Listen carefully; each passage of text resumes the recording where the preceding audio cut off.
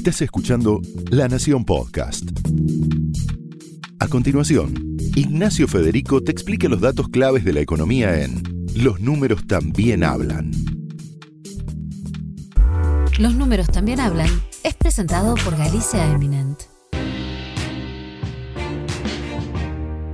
Bienvenidos a una nueva edición de Los números también hablan, el podcast de economía y negocios de La Nación.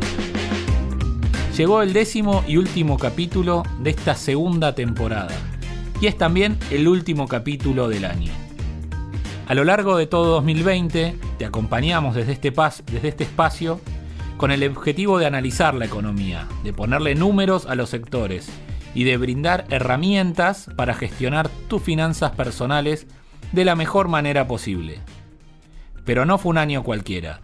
Estuvo cruzado por un fenómeno tan particular como es la pandemia y la consecuente cuarentena que dictó el gobierno y que trajo una crisis económica sin precedentes. A lo largo entonces de estas distintas ediciones de este podcast, te contamos cómo cambió tu consumo y qué llegó para quedarse. ¿Cuál va a ser la nueva normalidad? También te contamos cómo proteger tus ahorros, en qué invertir y cómo dolarizarte, sobre todo con instrumentos financieros, pero también con opciones de la economía real y hasta con criptomonedas, un mundo para muchos desconocido.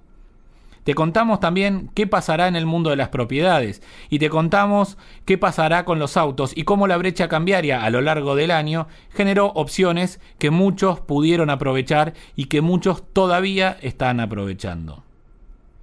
Y finalmente termina el año y es tiempo de balances, como haces en tu vida personal, como haces en muchos otros aspectos, pero también de proyecciones y de ver cómo arranca 2021. Cerramos un año, como te decía, signado por una profunda recesión. ¿Continuará el año que viene o habrá rebote? La inflación bajó respecto del año pasado, cerrará 2020 menor a 2019, pero hubo factores que la contuvieron y que quizá no se repetirán el año próximo. Hubo también una reestructuración de deuda con los bonistas por los bonos bajo ley extranjera por $66.000 millones, pero todavía queda una dura renegociación con el FMI por otros $44.000 millones. ¿Cómo cambia el escenario la llegada eventualmente de una vacuna? ¿O cómo cambia si hay una segunda ola más fuerte que la primera? Me refiero al coronavirus, por supuesto. Y en este contexto, como siempre, ¿qué hacemos con nuestras finanzas personales? ¿Cómo gestionamos nuestro excedente de pesos en tiempos de crisis? Bueno, para hablar de todo esto nos acompaña una vez más Santiago Bulat, economista jefe de INVEC. Santi, muchas gracias por estar con nosotros. Por favor, Nacho, un gusto como siempre. Santi, un año duro para un economista, ¿no? Sí, la verdad que tuvimos mucho ida y vuelta, ¿no? En esto, pero como bien contaste, un contexto difícil Claro, para toda la economía. ¿Cuál es tu balance del año? Primero, así, si mirás en retrospectiva, estamos en diciembre. No nos metamos bien, ahí, vamos bien, con la economía en general. A ver, la economía claramente sufrió mucho. Vamos a tener una de las caídas de PBI más grandes de la historia, digamos, argentina. O sea, se enmarca en números muy parecidos a lo que fue la crisis de 2001, de cómo cayó. No así en tiempo, no así, digamos, en el carácter, digamos, de formación de esta crisis, de la cual una fue estrictamente financiera, que terminó pegando en la economía real, pero esta partimos de un escenario claramente, como lo mencionaste, de un lockdown, un cierre, una cuarentena, lo que fuera, que dejó la economía con una crisis profunda, pero de oferta, ¿no? Directamente se dejaron de vender bienes y servicios durante un determinado tiempo y eso empezó a volver muy, muy de a poco y no en todos los rubros igual. Es una caída de la economía total, pero a la vez muy heterogénea dentro de sus diferentes componentes. Digo, vemos que el turismo y la gastronomía están golpeadísimos como nunca antes. Vemos que el consumo, por ejemplo, de supermercados no se golpeó tanto. Entonces es una crisis que dentro de las complicaciones que tiene, bueno, algunos sectores todavía están muchísimo más afectados y es el desafío que tiene también el gobierno de este acompañamiento del ATP. en esto de decir, algunos sectores los voy a acompañar un poco de tiempo más, pero a la totalidad de los sectores de la economía no voy a poder hacerlo por una cuestión estrictamente fiscal, ¿no? Entonces, desde ese punto vemos una economía que ha caído mucho, que ha perdido más de 2,5 millones de puestos de trabajo, tanto formales como informales, digo, acá englobando todo. Claro. Y que la velocidad de recuperación, que es acá el punto inicial de la cuestión, no es igual que en todas las economías del mundo. Lo que vimos en otras economías es que la caída fue muy fuerte, pero la recuperación, a partir de los incentivos que se fueron dando y demás, fue también muy fuerte. Entonces, esa es la famosa B corta. La famosa B corta. Claro. Entonces, Estados Unidos, que tenía un desempleo de 3 y pico, por ejemplo, antes de la pandemia 3,5, había llegado a un récord, subió rápidamente a 14. Claro. Pero rápidamente volvió a bajar también. No llegó a los 3, pero ya está cerca de 6. Entonces, lo que te da a entender es que esa complicación fuerte y que hubo muchos despidos, por ejemplo, en Estados Unidos, tuvo una recuperación mucho más acelerada de lo que se está viendo en la Argentina. Allá tienen una flexibilidad, ¿no?, en el mundo laboral que acá no hay, que fácilmente las empresas pueden cesantear o despedir y el Estado se hace cargo de ese tiempo con un seguro de desempleo. Correcto. Y volver a tomar inmediatamente ni bien hay reactivación. Ese es el punto de Argentina. Argentina tiene lo contrario, digamos, es una economía más complicada a la hora de despedir gente, entonces quizás el empleo no cayó tanto como hubiera pasado en una economía mucho más flexible, lo cual... Con imposibilidad de despedir con y doble imposibilidad indemnización. Exacto. Pero a la vez, cuando miramos la tasa de contratación, o sea, la tasa de entrada, estamos peor que en los niveles de 2002. No, entonces, la situación es, no despido gente, no se cae tanto el empleo como sí pasó en otras economías, pero la reactivación de ese empleo es mucho más difícil de concretar. Porque tampoco se está tomando gente ante una economía que no presenta un crecimiento que vos decís el año que viene, esto, vuelven las tasas chinas, estamos un poco lejos de esa... Ahí te llevo a los números, ¿no? Para este año, las consultoras económicas, el promedio del informe, el REM, que elabora el Banco Central, habla de un 11-12% de caída, y para el año que viene un rebote de 4,5, 4,8, según lo va corrigiendo en cada informe. ¿Qué implica eso? ¿Cómo es el rebote? Vos decías, no es en B. Pero entonces, ¿cómo va a ser? ¿Qué tenemos que esperar en ese sentido? Es una especie de recuperación de la primera parte en B, porque mayo contra abril creció mucho. O sea, lo que te da a entender, el primer mes que se cerró todo fue abril. Mayo ya pegó un rebote importante, pero ese rebote fuerte que primero fue más de 10%, después se fue achicando. Y vimos que en octubre la industria ya cayó incluso contra el mes anterior, entonces se fue achatando eso e incluso está pegando una vuelta. Bueno, esa es la incertidumbre que uno podría esperar para el año que viene. Digo, no sigue esta B corta, no sigue para arriba esto, sino que vuelve a mancarse, y ese es el gran punto. Y me parece que ahí va a entrar a jugar algo que seguramente vamos a charlar, pero que es la expectativa de devaluación con su posterior traslado a inflación, con la capacidad de recuperación de los salarios a partir de eso, lo cual te puede empujar un poco la economía. Antes de meternos ahí, te hago una última pregunta con respecto a la actividad. Se está volviendo a hablar de viento de cola, de cómo va a estar el mundo con respecto a la Argentina. Comparabas antes la crisis también contra 2001, 2002, allá por 2003 o a partir de 2003. Se empezó a ver lo que se llama viento de cola, que hoy si ves los números, incluso hay una consultora que tiene un indicador que mide bastantes factores externos y los pondera. Hay dos variables acá. Una, ¿tenemos viento de cola de nuevo y lo podríamos aprovechar, o también puede haber un viento de cola que no se aproveche? Mira, sí, a ver, hay muchas variables de afuera. Primero una distinción, déjame hacerlo porque es importante, respecto de la salida de la crisis de 2003. Digo 2003 porque fue en octubre de 2002 que se empezó a dar la vuelta, pero 2003 fue la recuperación estrictamente. En ese momento el Estado, digamos, como garante de empujar un poco la economía, impulsar lo que se llama en economía la demanda agregada, o con distintos subsidios o con distintos planes, o pudiendo empujar de alguna manera la economía, ser el reactivador de la economía, contaba con un superávit fiscal muy alto. Claro. Entonces es una economía que partía de un punto muy distinto al de ahora. Eran casi 3 puntos del PBI, de ingresos fiscales por encima de los egresos, lo cual te daba una atracción que el Estado podía ir decidiendo por dónde impulsar la economía. Ahora estamos hablando de 7 puntos de déficit aproximadamente, entre 6 y 7 puntos que va a terminar este año de déficit primario. Sí, y puso en el presupuesto Guzmán del año que viene 4,2 y pico. 4,2. Entonces, la capacidad de empuje que tiene el Estado, digamos, como pasó en 2013, está un poquito reducida, ¿no? Ya no es la misma situación que les permite empujar. Entonces, eso es un punto importante. Ahora, bien, yendo a tu pregunta de lo externo, tenemos tasas de intereses bajísimas en el mundo. ¿Esto qué quiere decir? Básicamente, el mundo empezó a imprimir mucho, tanto el Banco Central Europeo como la Reserva Federal empezaron a imprimir, y esa gran cantidad de billetes significa más liquidez en el mundo. Entonces, más liquidez es muchos fondos que tienen, digamos, más dinero, van a empezar a mirar atractivo en distintas economías que resultan más riesgosas porque no tienen, digamos, dónde depositar ese dinero. Pues nadie le paga tasas. Porque el mundo no te da un interés elevado. Entonces, ¿qué dicen? Vamos a buscar más riesgo a otros mercados. Eso hace que directamente entre más liquidez a los mercados emergentes, y es algo de lo que suele pasar en economías con tasa de interés baja, como le pasó después de la crisis de 2008. En el mundo hubo tasa de interés baja. Ahora, ¿qué pasa con Argentina? Que no las puede aprovechar.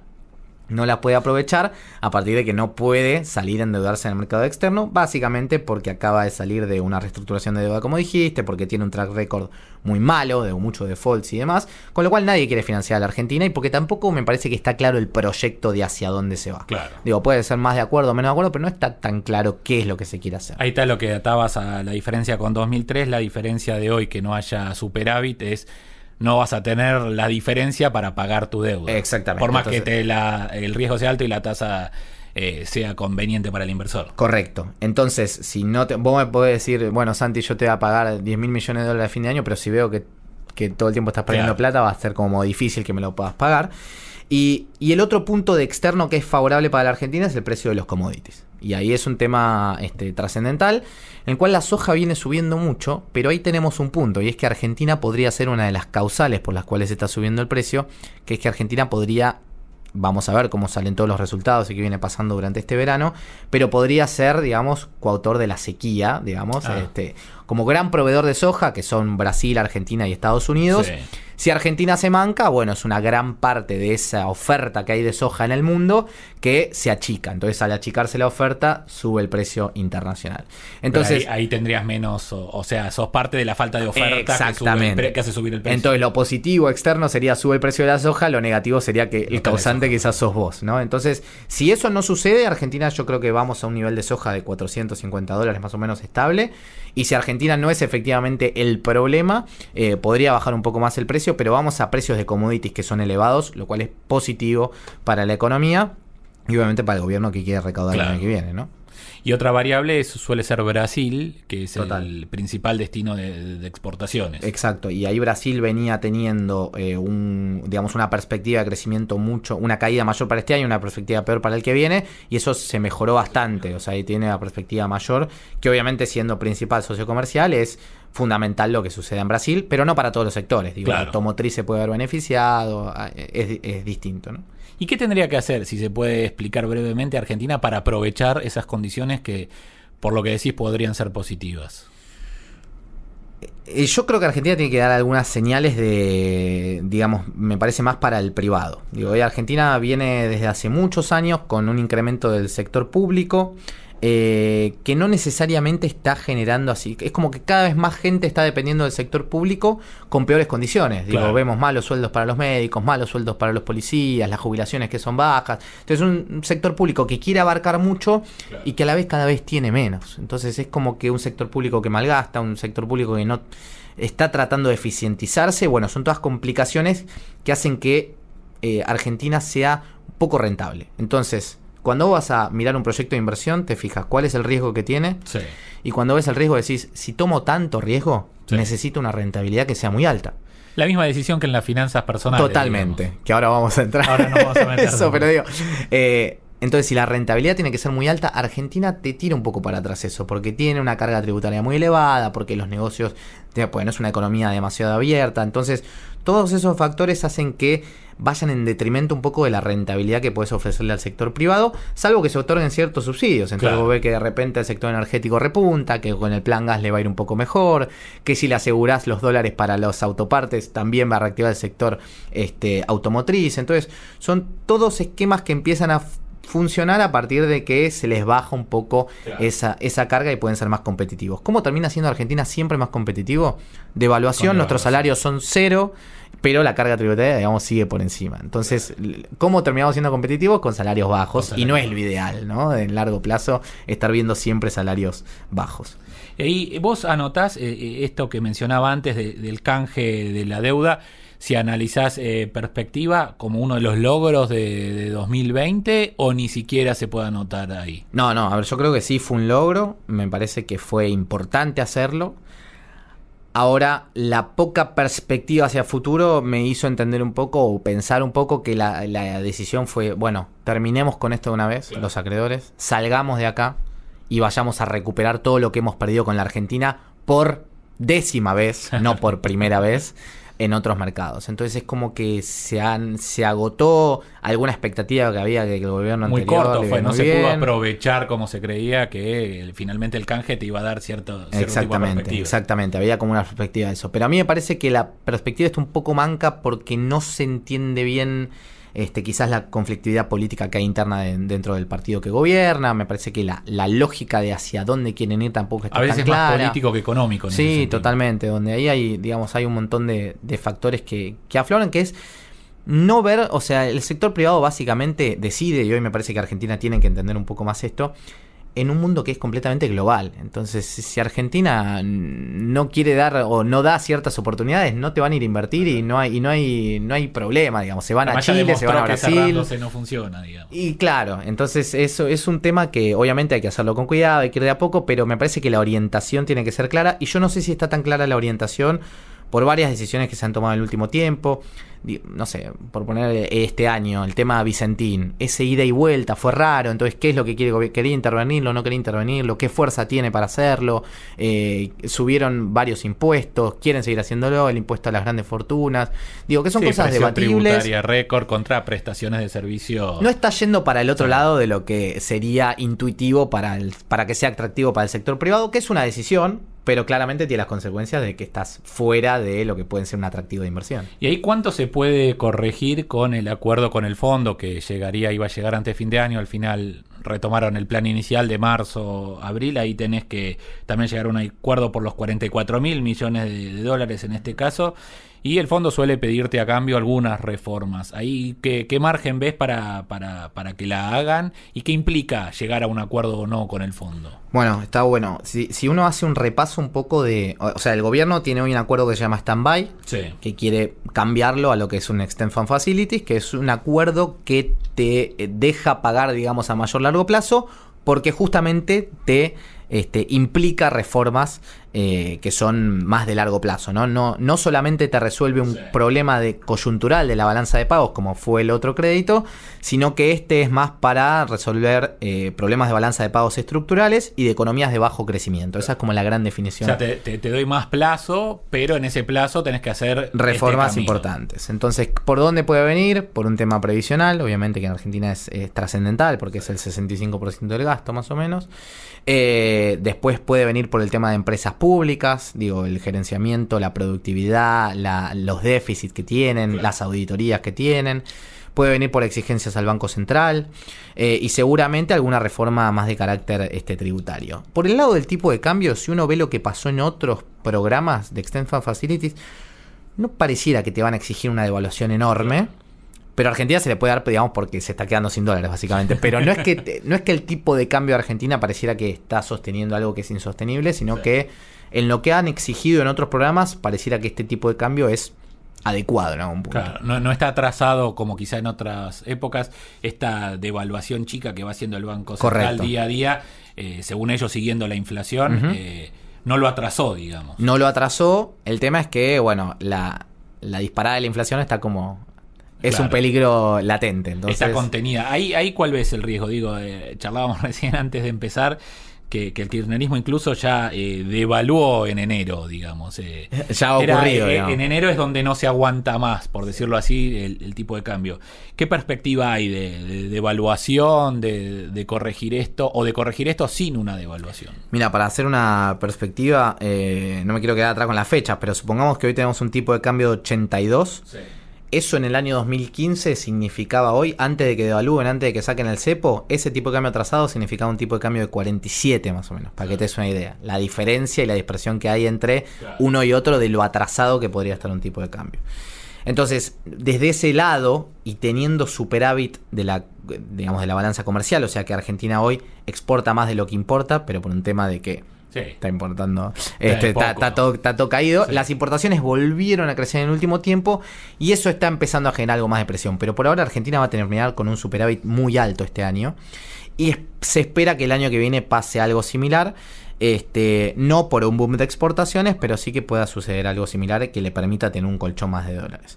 El gran punto es que el Banco Central sigue perdiendo reservas permanentemente y que hoy lo que está sucediendo es que muchos están adelantando importaciones. Entonces lo que dicen es, compro hoy para eventualmente utilizarlo en el futuro. Entonces no me dolarizo comprando los $200 porque son $200, pero con producto. Compro acero, compro bien durable, compro un electrónico, lo que fuere, que te dolariza de alguna manera los bienes. Entonces, esa es una dolarización que en algún punto está empujando cierta parte de la economía, como el sector automotriz, como el sector de la construcción, que todavía no repuntan, pero sí se están estoqueando para eventualmente poder hacerlo. Entonces, la definición ahí va a estar de cuándo el Banco Central se queda, si sigue perdiendo reservas o no. Si pasamos un verano, un diciembre, enero, en el cual el Banco Central puede recuperar y compra reservas, ya la situación podría llegar a un abril eventualmente de que te entre la liquidación de soja que sea positiva, como hablamos. Es aguantar hasta que entre la cosecha gruesa. El plan es ese. O sea, el plan es aguantar hasta que entre la cosecha gruesa, porque ya no te quedan muchas reservas. O sea, la verdad es que cada vez quedan menos reservas y no tenés tantos compromisos por delante, tenés que hacer ciertos pagos a organismos internacionales, pero no es algo terrible para hacerlo. Entonces, en una situación de normal y de confianza, la Argentina no debería tener que devaluar. Pero en esta situación en la cual se pierden reservas permanentemente y que el único oferente es el Banco Central, bueno, la situación te puede llevar a decir, a este tipo de cambio yo ya no puedo seguir vendiendo, voy a tener que subirlo un poco. Ahora, ese es el principal canal por el cual la inflación empieza a disparar, ¿no? Y ahí, antes de pasar a la inflación, la brecha que trae sus problemas a la economía, pero a la economía personal, para el que tiene ahorros en dólares, también le trae sus oportunidades. ¿Qué va a pasar con la brecha el año que viene? Digo, este año llegó a 130, 150%, hoy está en 80 y pico, si no tengo mal el número. ¿Cómo sigue el tema de la brecha? Sí, de hecho se ha reducido bastante en el último tiempo, te diría que está abajo de 70, pero sí, nada, estamos en esos niveles que habían llegado al doble. Claro. Y la brecha va a depender mucho de el grifo que uno ponga. Digo, para ponerlo en perspectiva un poquito. En agosto compraron dólares minoristas, solamente estoy hablando del ahorrista ahora, 5 millones de personas. En octubre pasaron a comprarlo 800.000. Entonces, si vos cerrás mucho el grifo y te van a empezar a comprar por otro lado. O sea, no es que la demanda la frenaste, sino que eventualmente le pusiste un freno a una de las salidas que tenía el Banco Central. Habrá después que ver qué pasa con el tema del dólar turista a medida que se empiece a reabrir de manera más fehaciente, digamos, todo el turismo internacional, lo cual también es una pérdida de dólares importante en la estructura económica argentina. Pero claramente va a depender la brecha de aquel grifo que vos le quieras poner y de cómo empiece a reactivar o no la economía. Digo, si los salarios empiezan a repuntar, pero la demanda por los pesos todavía está muy baja, es muy probable que la gente siga comprando dólares. Entonces, que se saque esos pesos de encima, ¿no? Entonces, con volver a paritarias y demás, que es época de negociación, que arranca en breve, bueno, esa recuperación eventual del salario te puede llegar a empujar algo más los tipos de cambio paralelos. El gobierno está en una, digamos, tratando de decir que los fondos de inversión de afuera salgan, que tienen más o menos 5.000 millones de dólares acá. Si les vamos dando salidas a esos con determinada cantidad de dólares o bonos en dólares, no deberíamos tener ningún problema futuro con la brecha. Yo creo que eso no es del todo acertado, porque hay mucho inversor local que como que se quiere despegar, no solamente los externos, ¿no? Claro. Y ahí nombrabas inflación, nombrabas paritarias, y una de las cuestiones que la tuvo contenida fue que la puja distributiva prácticamente no existió, además de congelamiento de tarifas y además de la gente encerrada en la casa que no consumía. Con todo eso, el mismo informe que citaba antes, el REM, dice 36-37% de inflación para este año. Algunos festejan que es menor que la del año anterior o la de 2018, pero hablan ya para 2021 de 50%, y soltando con variables que se empiezan a soltar. ¿Cómo lo ves vos? Bueno, a mí el gran miedo de eso, la gran incertidumbre, me parece que el gobierno está viendo 29% de inflación en el presupuesto y el mercado 50%. ¿Esto qué quiere decir? Que las expectativas están completamente descoordinadas. Y eso es un problema. Porque cuando vos querés llevar, digo, esto funcionó quizás bien durante las primeras épocas de, ¿te acordás lo que fue los targets de inflación? Sí, las sí. metas inflacionarias. Hay una foto famosa que... Bueno, por eso, el primer año de eso fue bastante positivo porque todas las variables se encauzaban hacia un determinado número que tenía una dispersión de más o menos 5, pero se encauzaba ahí. Lo ideal hubiera sido que en 2018, antes de esa foto que vos mencionás, otra vez hubieran bajado 5 puntos, pero hacia un mismo nivel. Claro. Y consecuentemente hubiera seguido así, bajando 5 puntos, 10 puntos, lo que fuere, pero toda la economía convergiendo en nivel. Ahora, si los salarios cierran en 50, porque la expectativa de inflación es 50, obviamente llegar a 29 parece difícil. El tipo de cambio, obviamente, va a empezar a pricear más 50. Una devaluación parece inminente. Entonces, cuando las expectativas de la economía están muy desordenadas, eso ya empezás con un traspié para el año que viene. Y ese es un tema que no es menor. Entonces yo creo que ahora empiezan los descongelamientos. Sí. Digo, como mencionábamos antes, la restricción fiscal de no tener superávit y de tener déficit te va a obligar a que los subsidios no se puedan atrasar como en otros momentos de tu historia económica no tan lejana, Sí, ¿no? sí, Entonces, ya dijeron que tarifas algo iban a soltar y el plan gas implica también exactamente financiar a las empresas que invierten. Totalmente. Entonces, ese punto de decir, empiezo a frenar todo, no quiero que aumente nada, implica más gastos para el Estado, pero no implica más gastos para el Estado con una economía superavitaria, sino muy deficitaria. Entonces esa sábana corta es lo que te va a empezar a empujar un poco más los precios, y recordemos que tenemos alquileres frenados, créditos frenados, salarios, como bien dijiste, que que han perdido incluso contra la inflación. Sectores que no volvieron del todo. Telecomunicaciones lo tenemos todavía todo congelado. Entonces es un resorte esto, digamos, lo estás teniendo, pero cuando salta, digamos, salta más. Y ahí hablas de salto inflacionario, hiper, ¿cómo lo ves? ¿Y qué distinción haces para que sea una escalada inflacionaria, para que sea una hiperinflación, digamos? A mí me parece que el gobierno en el último tiempo estuvo girando un poco su idea de cuánto podía llegar a financiarse con emisión monetaria. Me parece que la base monetaria, para dar una idea de la cantidad de pesos que hay en la economía, venía creciendo a un ritmo de 90 y pico % respecto al año pasado, y hoy está creciendo a un ritmo de 40 y pico. Lo cual es, moderamos esto porque nos dimos cuenta que estábamos un poco zafados quizás. Moderar el IFE 4 en un contexto como el que estamos, llegando a diciembre, es una decisión complicada de tomar, y eso me parece que va en virtud de esto, de justamente no generar un descalabro macroeconómico. Pero me parece que cuando hemos ido a escenarios de mucha más inflación, hiperinflación o lo que fuere, pasan dos cosas. Primero, que la emisión monetaria es más alta que lo que estamos viendo ahora. Sí. Que la demanda por los pesos es muy baja, o sea, esto va a depender de si la economía se recupera o no. Y por otra parte, que los dólares estén. O sea, si vos seguís perdiendo dólares, y vas aumentando la cantidad de pesos, la ecuación es como una sola. Sí. Y es que un tipo de cambio que vuela a la brecha. Sí, porque el respaldo de los pesos no está. No está, y digamos la gente va a seguir demandando dólares. Entonces, ideal escenario de recuperación, digamos que no pase nada, o que la inflación pueda ser más alta, pero no exageradamente alta, es un escenario en el cual la economía se va recuperando, el Banco Central puede ir comprando dólares durante todo este primer periodo, y lográs morigerar un poco las expectativas que hay de esa devaluación. O sea, lo ideal es ir a un ajuste que sea ordenado y no un ajuste que te lo haga el mercado, claro, que siempre es más letal. No sea descontrolado. Exactamente. Y ahí te llevo ya al bolsillo de la gente con toda esta descripción del escenario que haces. También te llevo a balance. ¿Cuál fue la inversión, digamos, de estrella de 2020? Digamos, ¿por dónde pasó? El Bitcoin. Los CDRs se pusieron los CDRs, muy de moda. Y claro, sí, fue por la devaluación, por, digamos, la brecha que había también. No fue una cobertura frente a eso. Y para 2021, ¿cómo protege los ahorros la gente? ¿Ahí por dónde va a pasar también? Bueno, acá obviamente hay que tener en cuenta si uno es muy más avesado o no, si quiere tomar un poco más de riesgo o no quiere tomar un poco más de riesgo.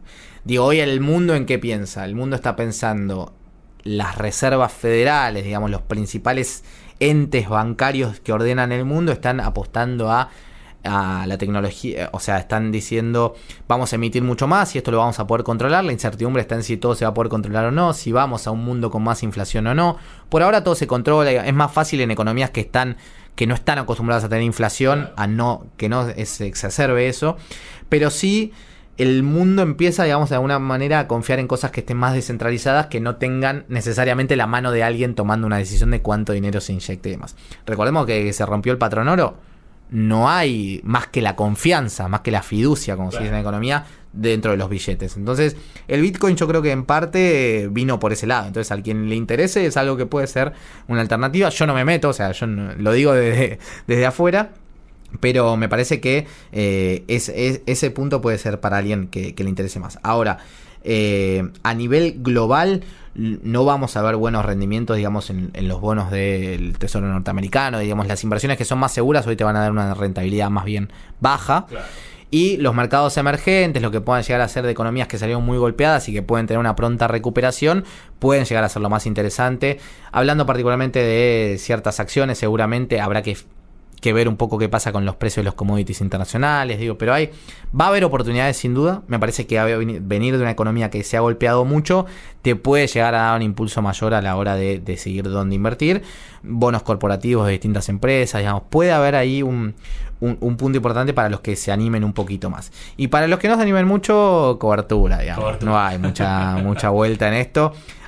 Si te gusta algún bono, puede ser el que esté ligado al dólar, por si hay una devaluación ahí, cubrirte y después pasarte un bono que esté ligado a la inflación, o si no, directamente comprando dólares. No hay mucha vuelta, pero no veo... O en bienes durables, como decías antes, durables, que es una manera siempre de dolarizarse. 100%. O en alimentos no perecederos, para el que sí, todo, digamos, lo que puede llegar a aumentar es un buen punto quizás de entrada, ¿no? Y una que me quedó pendiente y es ya la última. ¿Cómo cambia el escenario si hay una vacuna y hay una campaña de vacunación efectiva, o si hay una segunda ola de coronavirus más dura? ¿Cómo impacta eso en la economía? Argentina no resiste lo que ya pasó este año. O sea, Argentina no puede sostener fiscalmente, no hay manera, y menos con el mercado cerrado, una economía que se cierre completamente. Así que ese escenario yo medio que lo descarto, te diría, porque no. Tendremos que buscar la vuelta de cómo se hace, pero volver a frenarse igual de lo que sucedió, me parece que es completamente inviable. Entonces, ese escenario no lo tengo ni presente. Lo que sí puede haber mayores restricciones en el caso de que no llegue finalmente la vacuna. Pero mi escenario, digamos, lo que estoy pensando es una economía que los niveles de movilidad están como ahora, un poquito mejor. Digamos, funcionando, ¿no? Si volvemos a empeorar como antes, yo no sé dónde termina, porque no hay manera de financiarlo, digamos, ese deterioro de la economía. Pero bueno, esperemos que sea un año que se transite lo más tranquilo posible, sabiendo las limitaciones de la Argentina, y entendiendo también que el sector privado, digamos, tiene que ser un aliado, digamos, del sector público, ¿no? Porque los que pagan la fiesta siempre son los mismos. Y siempre termina siendo el mismo, y digamos, el sector público se financia de ellos. Entonces me parece que tiene que haber ahí un trabajo en conjunto para terminar saliendo de esto. El ministro habla mucho del equilibrio fiscal como algo importante. El tema es ver, bueno, cómo llegás sin matar a la actividad en el medio, ¿no? Y qué margen de maniobra política tiene. Claro, exactamente, también, obviamente. Lo escuchaste, fue Santiago Bulat, economista, te contó qué viene en 2021 y cómo manejar tus ahorros para no perder, digamos, al menos, o para sacar alguna rentabilidad. Santi, muchas gracias por estar en este cierre. Por favor, un gusto enorme, como siempre, y esperemos que el 2021 se encuentre mejor. Exactamente. Y a ustedes muchas gracias por acompañarnos todo este año en este espacio. Los números también hablan, el podcast de economía y negocios de La Nación.